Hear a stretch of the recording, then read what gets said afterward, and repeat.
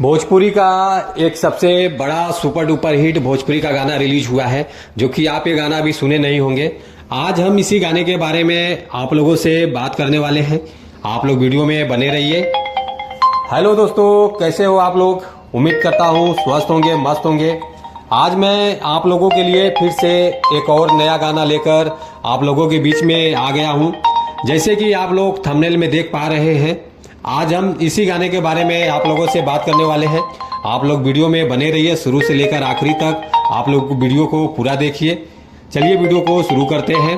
नमस्कार दोस्तों, मैं हूं सतीश और आप देख रहे हैं भोजपुरी बुढ़ हंगामा। भोजपुरी लेटेस्ट अपडेट पाने के लिए आप लोग भोजपुरी बुढ़ हंगामा चैनल को सब्सक्राइब कर लीजिए। जो भी भोजपुरी गाने या भोजपुरी फिल्म रिलीज होते रहेंगे, आप लोगों को इस चैनल के माध्यम से देखने को, सुनने को, जानने को मिलेगा। आप लोग फुल सपोर्ट कीजिए भोजपुरी बुढ़ हंगामा चैनल को। चलिए वीडियो को और आगे बढ़ाते हैं।